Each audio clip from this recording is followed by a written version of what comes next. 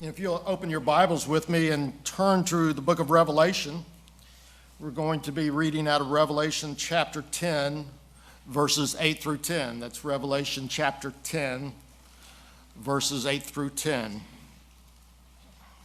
I'll give you a minute to get there. Starting in verse 8, "And the voice which I heard from heaven spake unto me again, and said, Go, and take the little book which is open in the hand of the angel which standeth upon the sea and upon the earth. And I went unto the angel and said unto him, Give me the little book. And he said unto me, Take it and eat it up, and it shall make thy belly bitter, but it shall be in thy stomach sweet as honey. And I took the little book out of the angel's hand and ate it up, and it was in my mouth sweet as honey. And as soon as I had eaten it, my belly was bitter." May the Lord add a blessing to the reading and the hearing of his word.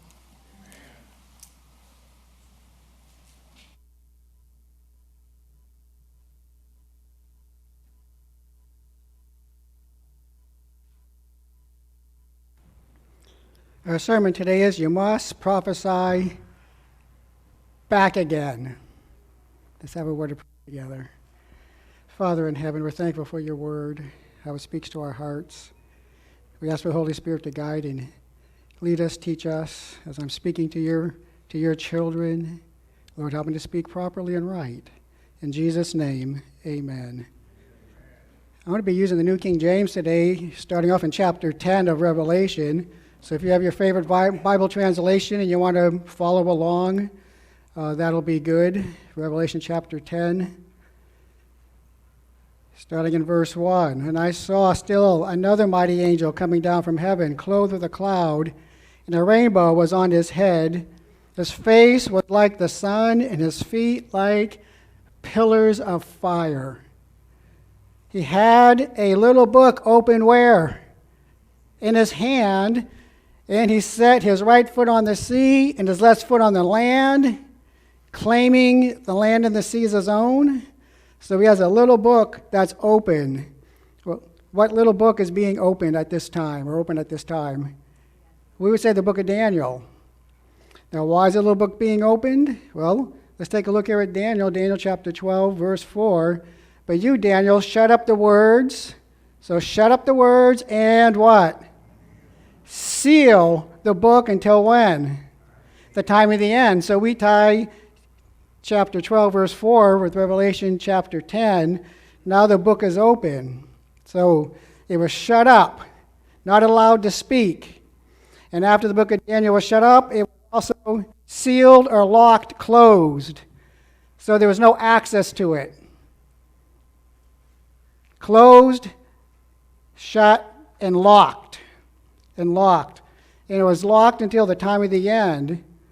So what happens in the time of the end when the book of Daniel is unlocked and opened? Many shall run where?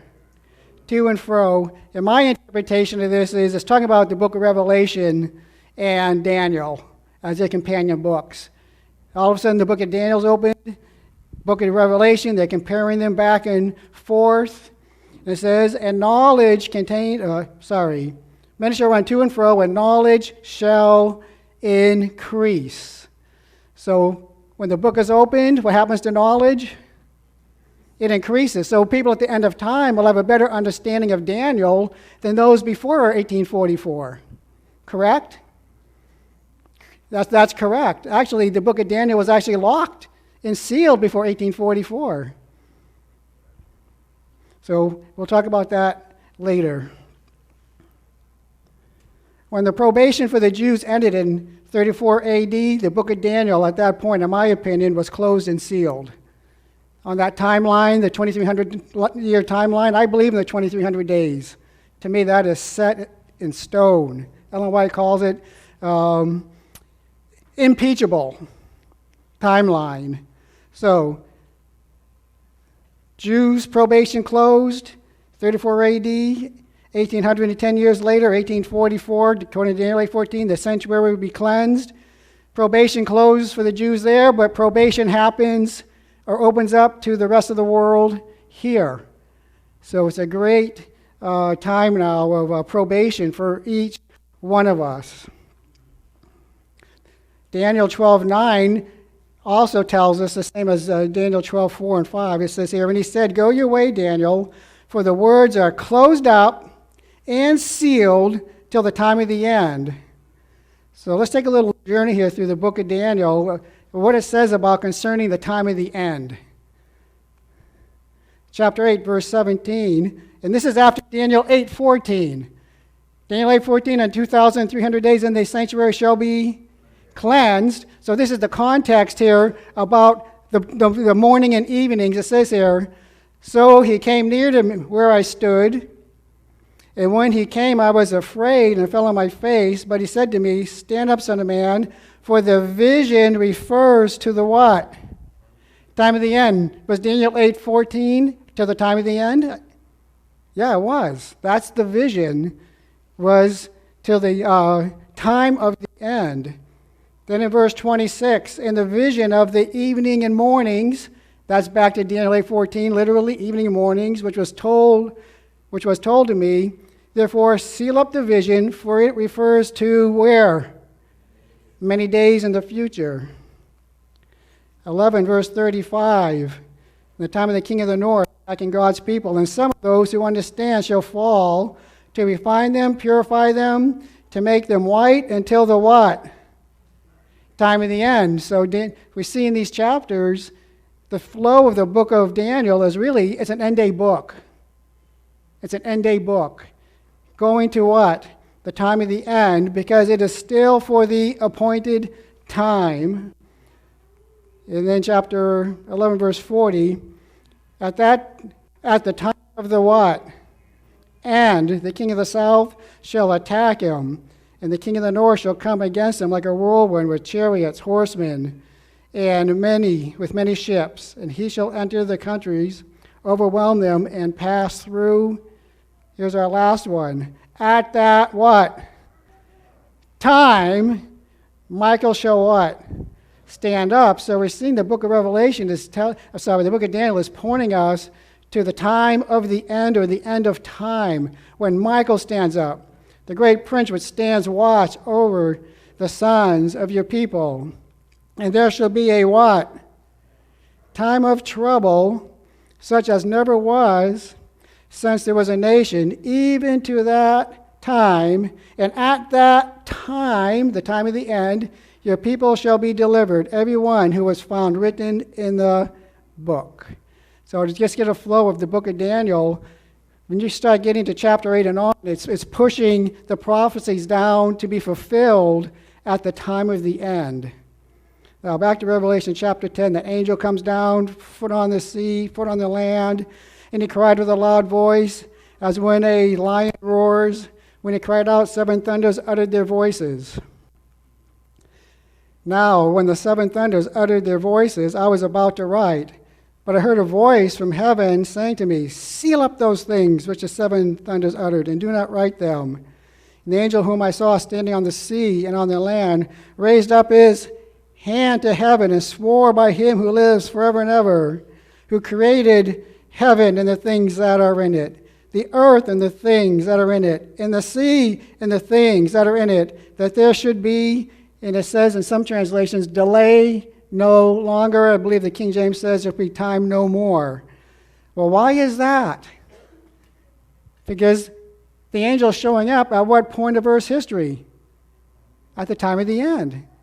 So God is saying, I'm wrapping this up. It's wrapping up. Get ready. Something's coming. There's no more delay. There's no more time. Get ready. So we're pledging by the creator of the universe, warning us, you're at the very end of time, and something is going to happen. Then in verse 8, then the voice which I heard from heaven spoke to me again and said, go, take the little book which is open in the hand of the angel who stands on this sea and on the earth. So I went to the angel and said to him, give me the little book. He said to me, take and eat it, and it will make your stomach bitter, but it will be as sweet as honey in your mouth. So when he begins with the book, it sounds like everything's going pretty well, nice and sweet, but then once he had to digest it, had the indigestion. It made his belly bitter. So I took the little book out of the angel's hand and ate it, and it was as sweet as honey in my mouth. But when I did eat it, my stomach became bitter. And we tie this with the great disappointment of the Millerite Movement in the 1840s, that they had a message that didn't come true, that they had the timing wrong. They had an event right, but the timing was wrong. They thought Jesus was coming in 1844. They didn't realize, based on Daniel 8:14, that that was the beginning of the judgment. And we tie that to Revelation 14, right? Fear God, give glory to him, for the hour of his judgment has come. So it was the beginning of a judgment. But they thought it was the second coming, so they had to figure that. They did on that one. And he said to me, you must prophesy again about many peoples, nations, tongues, and kings. You must prophesy again. Now it says you must. What's must? When you must do something. You have to do it. It's an imperative. There's no options. Jesus, he said, I must go to Jerusalem. Well, he understood he had to go because something was waiting that he had to fulfill on the cross. So it's an imperative, a moral imperative. There's no option. And it also says here,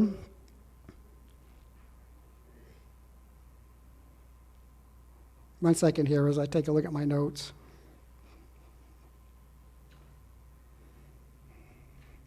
Okay, there's a second one here. You must prophesy again about many peoples. Thank you. Give me a minute there. About. Some translations say before. Before many people. So I actually took a look in the Greek, and about is the correct translation. So you have to prophesy about a people. So is there a difference about prophesying about a people or prophesying before or to a people? So you have if it's going to be before people, I mean, you have a message to tell them, but if you're prophesying about a people, they are the message. You're telling the world about this group. There is a group that you need to let the world know. So prophesy again. That word again in the Greek, and I'll show you here my next slide. So you must prophesy. In the Greek, it's back again. Now, we have school teachers here. I won't point any out. But when your children are doing an equation and you correct the paper and it's wrong and you have a rule, everything has to be turned in right, you give it back and you say you have to calculate it again, right? You got to calculate it again. You got to go through the formula again and get it right. So that's what John is saying. You have to go back. You don't work your formula from the back to the front. You got to start at the front and work it and find out where you inverted numbers, maybe you added wrong or whatever. So they had to go back. Something earlier in the book of Revelation is going to unlock the error that they had. They missed something earlier in the book that skewed their understanding of end-day events. And it makes a difference. We have, Rusty, you like boats? You ever use a compass out there or anything? I'm not trying to put you on the spot. But say somebody's out on a boat and they're calculating where they need to go, but they're 1 degree off. What happens if they're 1 degree off the whole trip? They're going to miss by quite a bit. And if you have those satellite dishes and you don't get it just right, it doesn't work very well. So something happened where they lost their way or didn't understand earlier in the book of Revelation that led them to the mistake they made. If they would have understood that, they probably would have been okay. So that word palin, where it says you must prophesy again, on the bottom here, it's actually back again, as simply implying to return back to a former place, state, or act. So they were told you need to go back to a former place and fix it. And also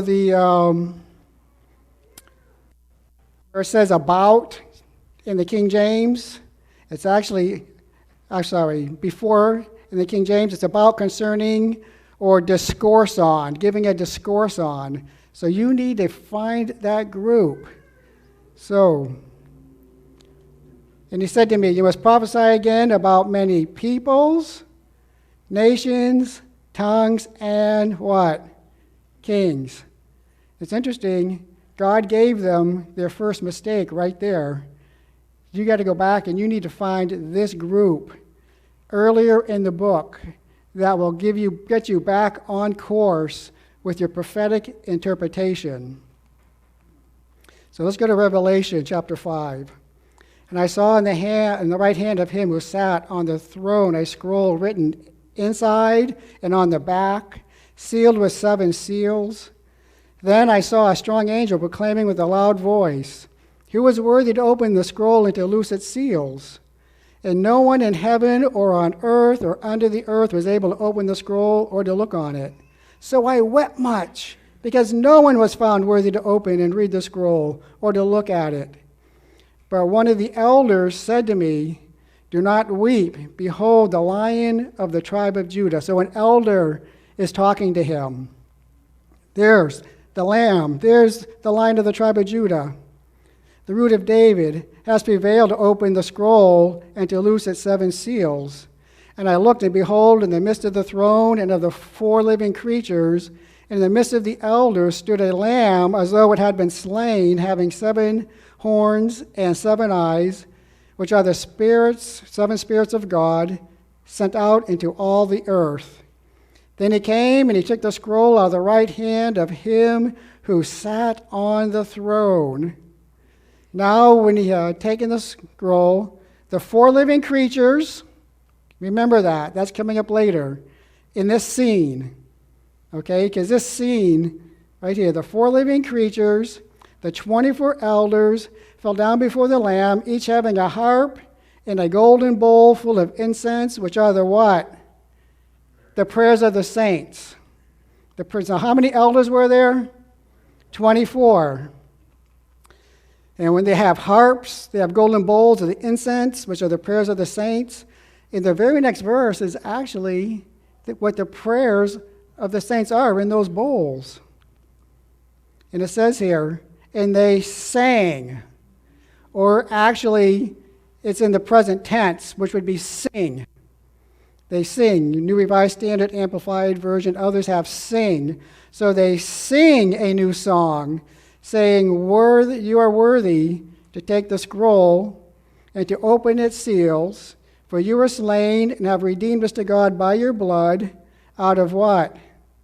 "Every tribe, tongue, people, and nation, and you have made us" what? "Kings and priests to our God, and we shall reign on the earth." This group here in chapter 5 are the people John was to prophesy about. This group in chapter 5 is the same group in chapter 11. From every kindred, nation, tongue, and people. Right? Kings. They both had kings. Has the gospel gone to every kindred, nation, tongue, and people yet? No, it hasn't. Now we need to be intellectually honest, and this group hasn't even been made up yet, because the gospel hasn't gone to every kindred, nation, tongue, and people. And it says here, as we go back, and they sing a what? A new song. So we have a new song, people from every kindred, nation, tongue, and people, and they're kings. They're kings. Back in chapter 10, the last verse, verse 11, people from kindred, nation, tongue, and people, and what? Kings. And kings. Let's continue reading here.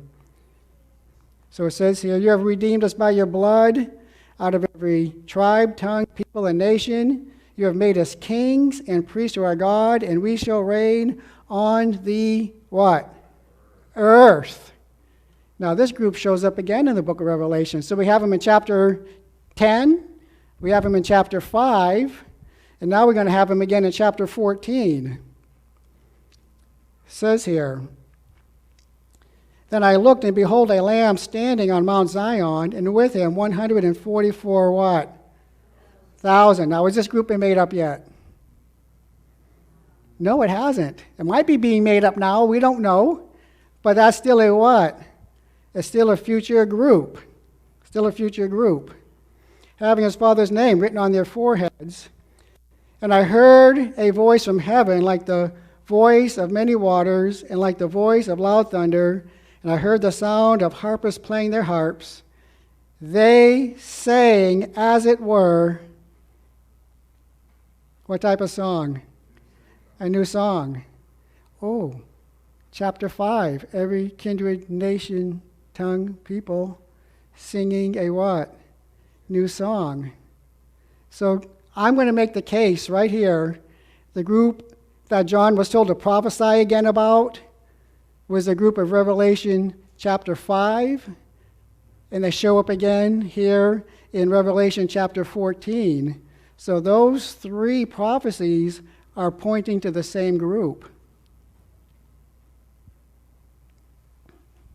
So they sing or sang, and it's in present tense. Now, why I'm saying present tense? Because the action is happening in the time of the vision. So when John, back in chapter 5, when Jesus got the book, and then the singing of the saints, they're singing, it's in the time when Jesus got the book. Here, they're singing the time of the 144,000. Both groups are singing a new song. And it says here that they were singing before the four living what? Creatures and the elders. That's the same group back in chapter 5. Elders, creatures, new song, every kindred, nation, tongue, and people.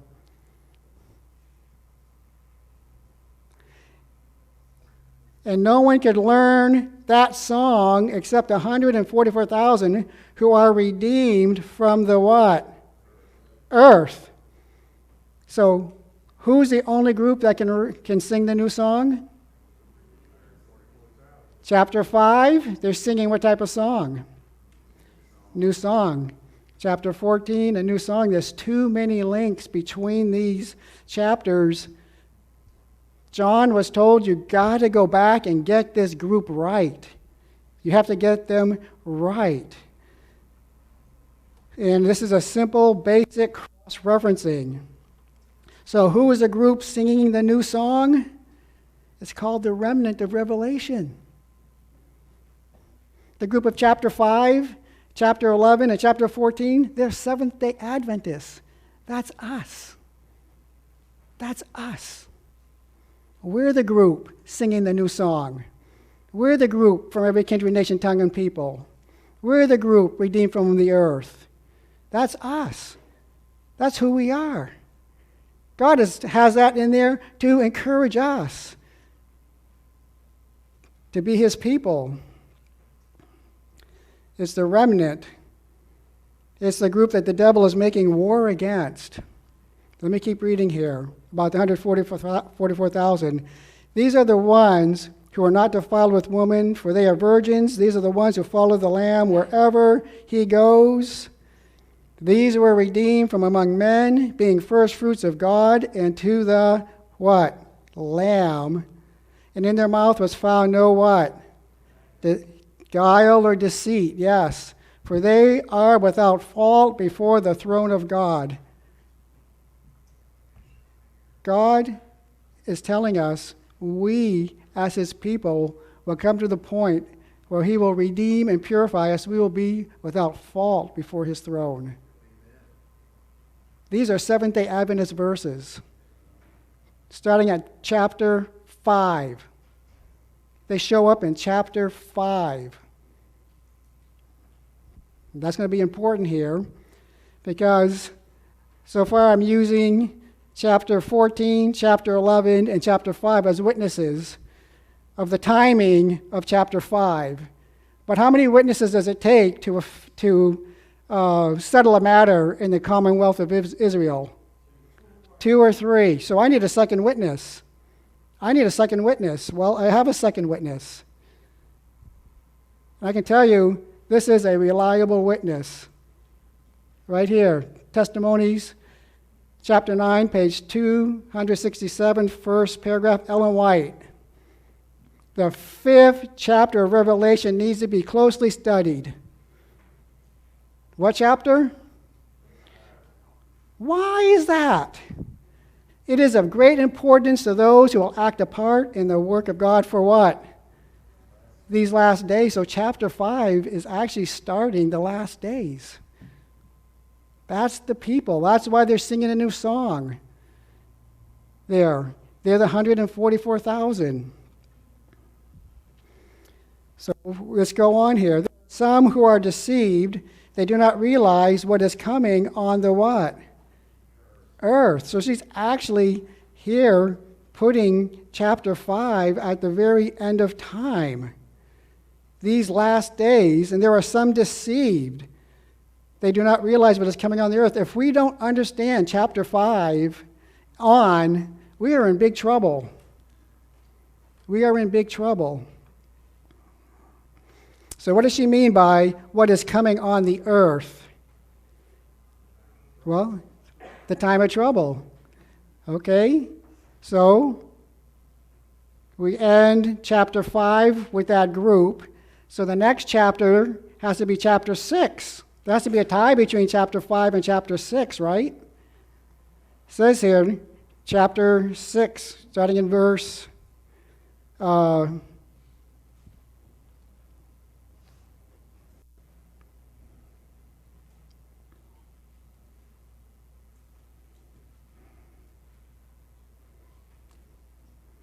okay, was I reading off earlier? Was I matching the screen? Okay, I'm not matching now. I'm sorry. Okay, Revelation 6:1 says, Now I saw when the Lamb opened one of the seals, and I heard one of the 4 living creatures saying with a voice like thunder, Come and see. Now I'm back on. And I looked, and behold, a white horse. He who sat on it had a bow, and a crown was given to him. And he went out conquering and to what? Conquer. I'm going to make the case after we look at the next seals that we would call this the loud cry or the latter rain. If the 144,000 are in chapter 5, then there has to be right after that a what? A loud cry. There has to be the latter rain, right?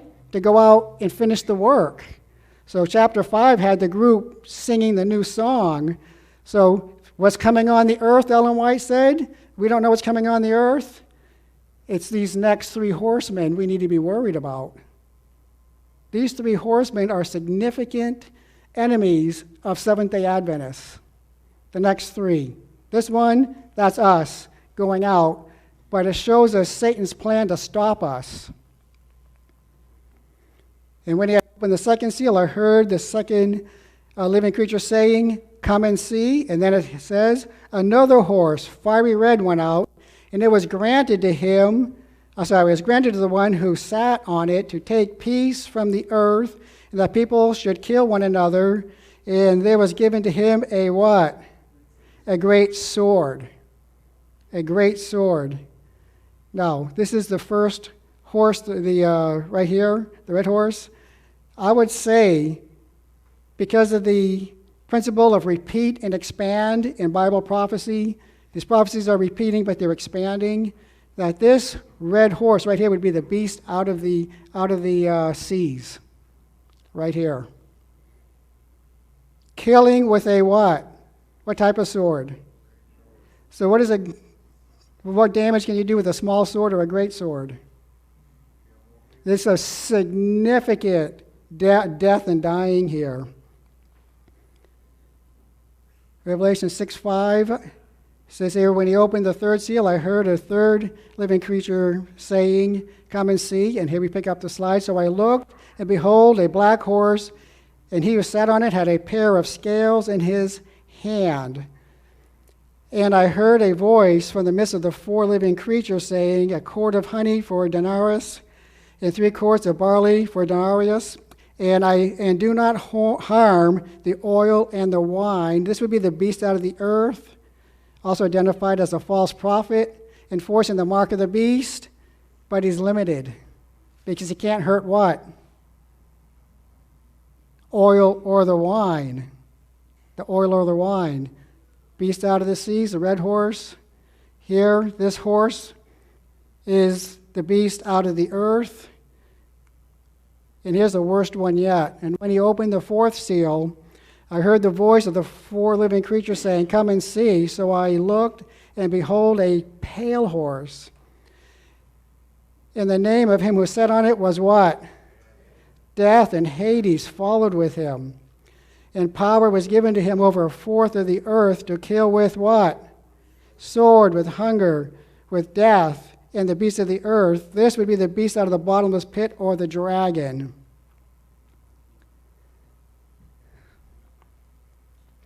So Revelation chapter 13, verse 10, that's the verse in between the beast out of the waters and the beast out of the earth.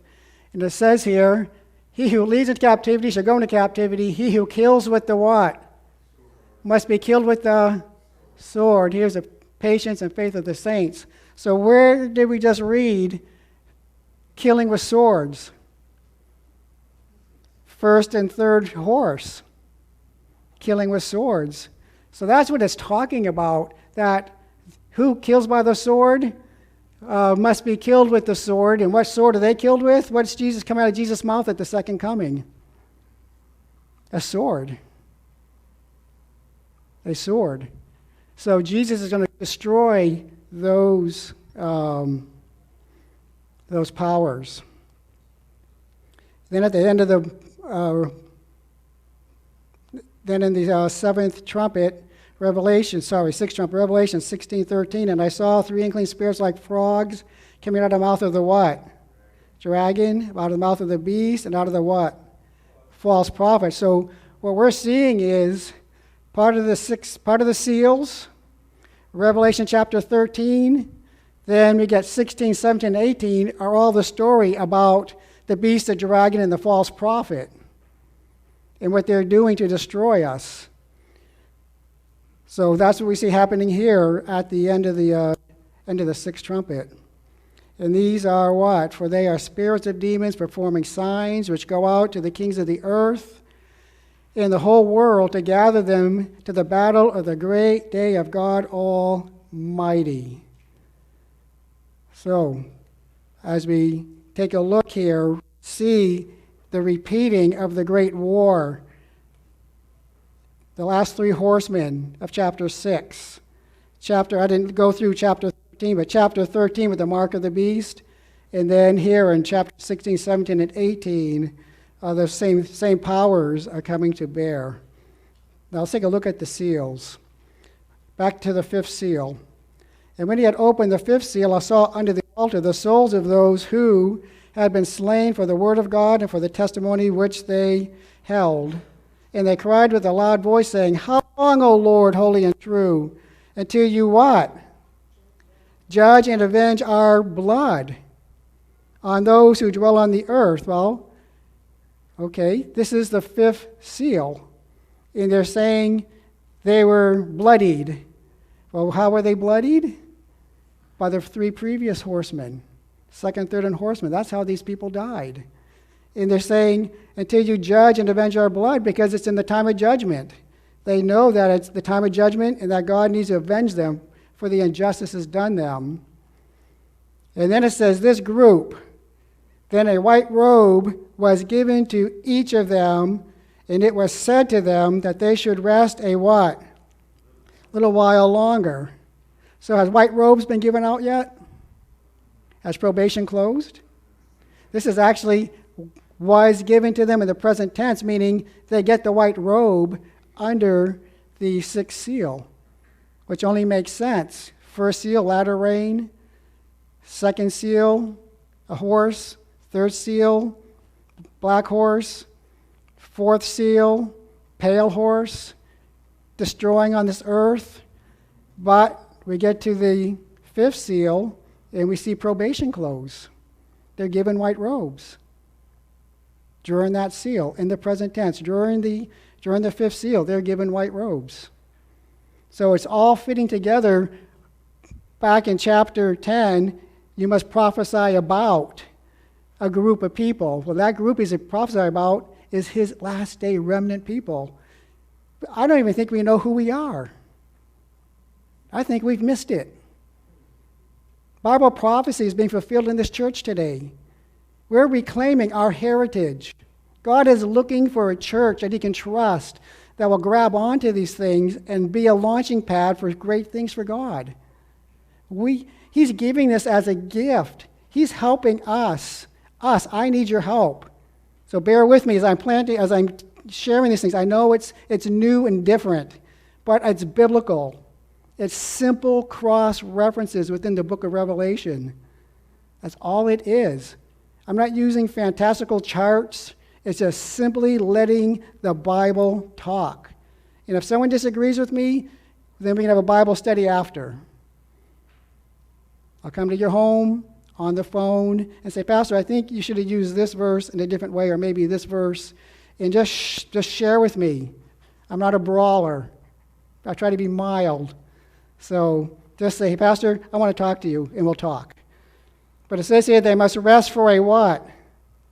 Little while, longer means little while, not 400 or 500 years. And it has to be a little while because they're just given white robes, right? So you can't have a long age after a white robe given. So we need to be honest and just step back and let the Bible talk to us and speak to us and take it for what it says and put it together. Let's be as diligent in studying the book of Revelation and cross-referencing and let it talk to us as we are with all our other doctrines. Second coming, 2030 text. State of the dead, 2030 text. Sabbath, 2030 text. Millennium. All our great doctrines, we have them laid out. We need to use the same principle of interpretation in Bible study for the book of Revelation and tie the book of Revelation together. If it says new song, go through. Oh, kindred, nation, tongue, and people. Oh, kings. Oh, bing, got it. Got it.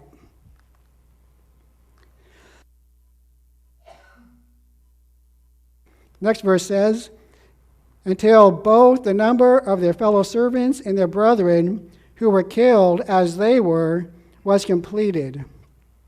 So if Ellen White in 9 Testimony says Revelation 5 is for the last days, then what does she do with Revelation chapter 6?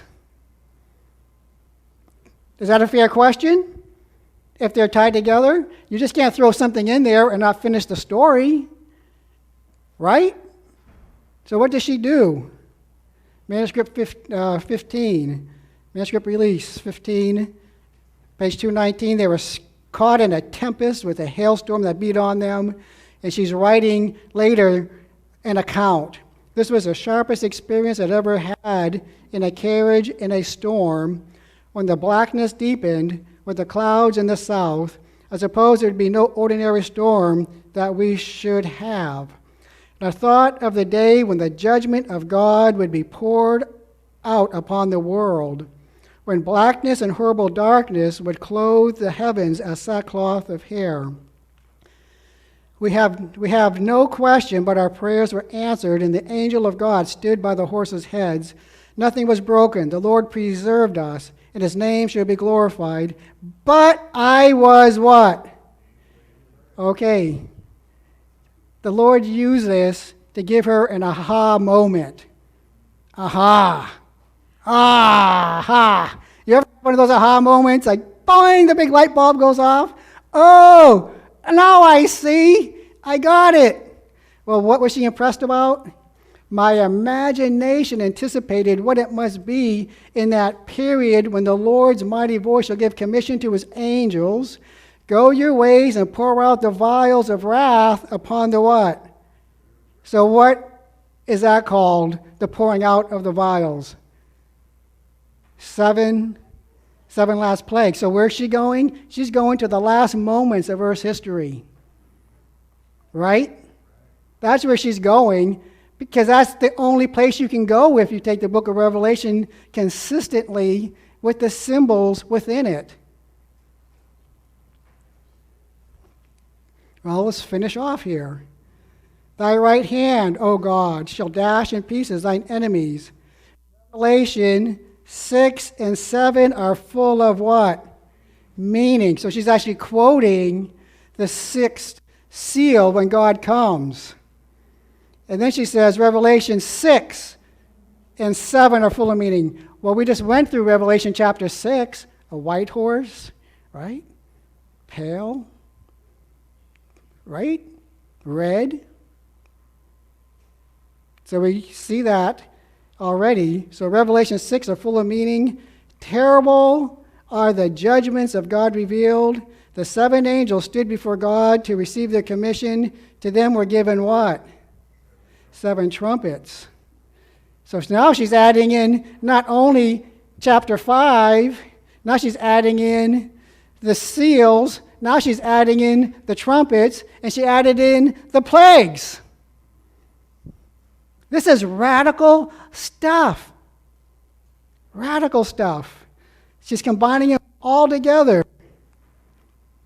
The Lord was going forth to punish the inhabitants of the earth, their iniquity, and the earth was to disclose her blood and no more cover her slain. Give the description in chapter 6. So they didn't write it out in the manuscript, but what is the description in Revelation chapter 6? This is what she's talking about at that time when the Lord is coming to plague the earth. I looked when he opened the sixth seal, and behold, there was a great earthquake, and the sun became black as sackcloth of hair, and the moon became like blood, and the stars of heaven fell to the earth as a fig tree drops its late figs when it is shaken by a mighty wind. And the sky receded as a scroll when it was rolled up, and every mountain and island were moved out of its what? Out of its place. This only makes sense because in the fifth seal they got their white robes, right? That means probation's closed, and what happens when probation's closed? The plagues fall. And after the plagues fall, what happens? Jesus comes. It's just a natural progression. It's very simple. Just let it flow. Let it speak. Let's take it for what it says. Every mountain and island were moved out of their places, going back to the plagues. And I looked when he opened the sixth seal, and behold, there was a great earthquake, and the sun became black as sackcloth of hair, and the moon became like blood, and the stars from heaven fell to the earth, and the fig tree drops its late figs when it is shaken with a mighty wind. And the sky receded, the scroll was rolled up, and every mountain and island were moved out of its place, and the kings of the earth, the great men, the rich men, the commanders, the mighty men, every slave and every free man hid themselves in the caves and in the rocks of the mountains, and said to the mountains and rocks, fall on us, and hide us from the face of him who sits on the throne and from the wrath of the what? Wrath of the Lamb. So, chapter 6, 5 and 6, chapter 13, 16, 17, 18, and now 19, plagues, seals, trumpets are all there together.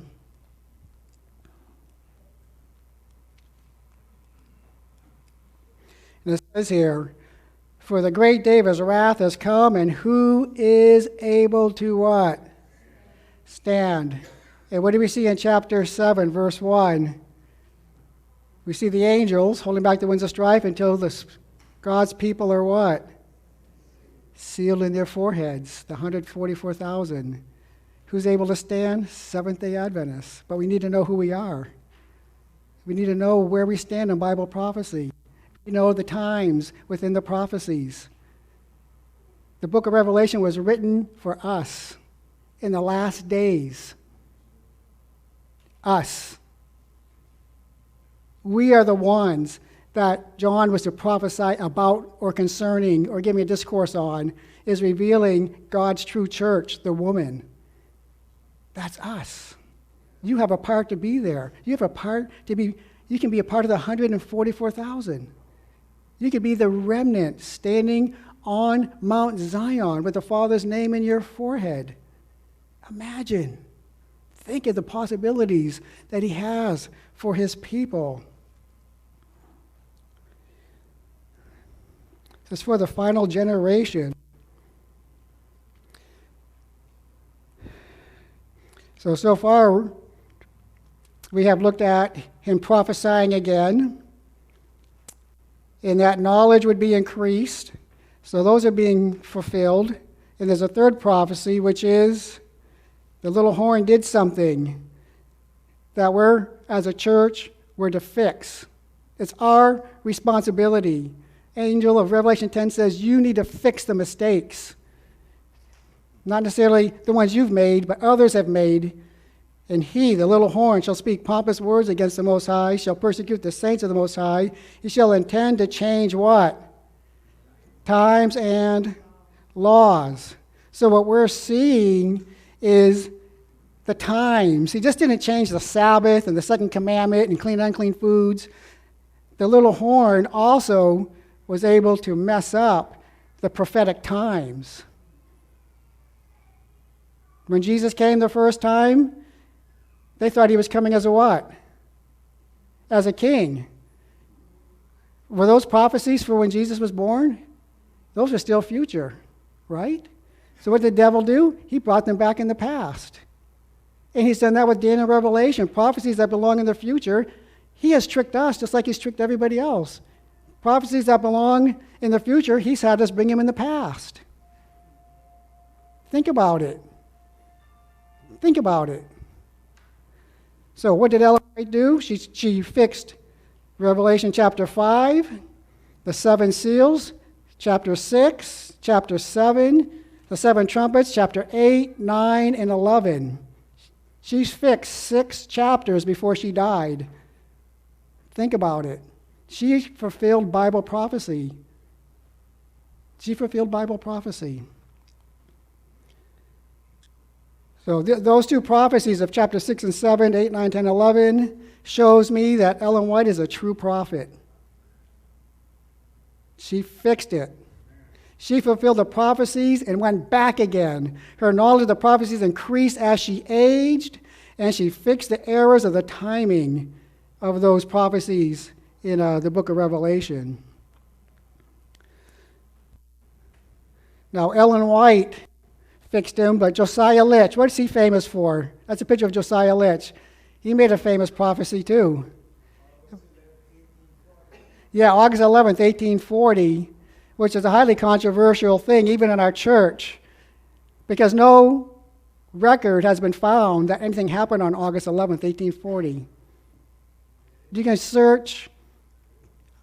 If you can find it, bring it next week. I've offered people $100 and no one's ever come back. Matter of fact, don't speak much to me about it anymore. They don't even bring it up. Later in his life, he realized he was wrong. He realized he was wrong. And this is from the SDA Bible commentary under Josiah Litch. It says, for a time he remained with the branch of the Adventists who did not accept the doctrines of conditional immortality. But in later years, he left all connection with any Adventists. Welcome, he must be a historian who studied Litch. Welcome says that Litch became a futurist, accepting nearly all the prophecies of Revelation after chapter 5 to be fulfilled where? In the future, immediately preceding the what? So he fixed it too. Now we had errors in other places. Now how God's going to judge him, I don't know.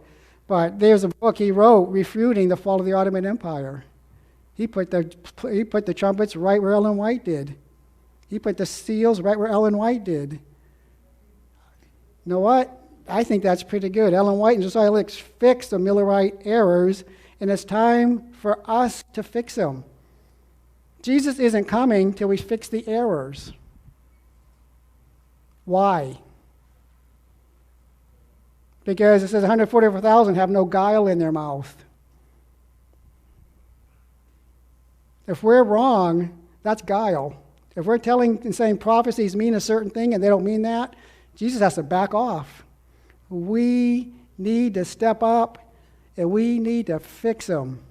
If we want the Sunday keepers to fix Sunday in their immortal soul, in eternal torment, in their once saved, always saved, in the secret rapture, then we need to be brave enough and take a look at ourselves and fix our errors. We have nothing to say to the world if we can't fix our own errors.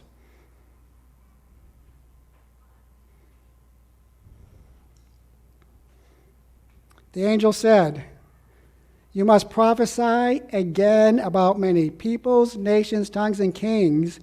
That must is an imperative. You guys got to go back. Go back and fix it. Go back to chapter 5 and fix it. There's no other options. What at stake? Everything's at stake if we don't fix those errors. Everything's at stake. Here's what the Bible says. For I testify to everyone who hears the words of the prophecy of this book. If anyone adds to these things, God will add to him the plagues that are written in the what? Book. Now, I'm saying these things are future. That's adding. If I'm wrong, what am I going to get? I'm going to get the plagues. This is serious stuff. God's not messing around with any of us. These are unconditional prophecies. If you don't get it right, you ain't getting in. And then it says, if anyone takes away from the words of this book, of this prophecy, let me read that again. If anyone takes away from the words of the book of this prophecy, God shall take away his part from the book of life, from the holy city, and from the things which are written in this what? Book. So if there are things that are future and you're bringing them back into the past, you're what? You're taken away. So we need to dig in and fix it. 6 or 7 generations we've been here.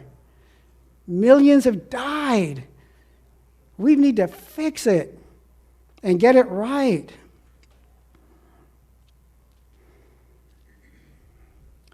He said to me, you must prophesy again about many peoples, nations, tongues, and what? Kings. We are the kings. The 144,000 who sing the new song are the kings. God has a throne waiting for you. Next week, we're going to start at Revelation chapter 20 and work our way backwards. It's going to be not quite as intense as this one, as this sermon. But we're going to study every place where God's people show up in the book of Revelation, and every one of them is dated. God has dated every one of them clearly that you can't miss. So 20, verse 4, those that were sitting on thrones, all the way back. We're not going to do the churches. That'll be another study another time.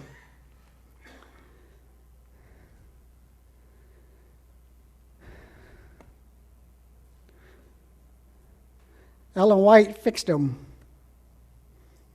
I'm following her. I'm not following the people before us. I'm following Ellen White. Those early prophecies that we had, maybe they served their time, but their time is done. We need to follow the truth. And if Ellen White put chapter 5 in the future, she put the seals in the future, and the trumpets in the future, I'm throwing my lot in with her. You throw your lot in where you will, and you take the consequences. But if she's a true prophet, and knowledge was to increase in the last days, then her knowledge grew. And she came to a new understanding that was biblical. So that's where I'm going. I'm going with her. And I would encourage you to do the same. Let's have our closing hymn.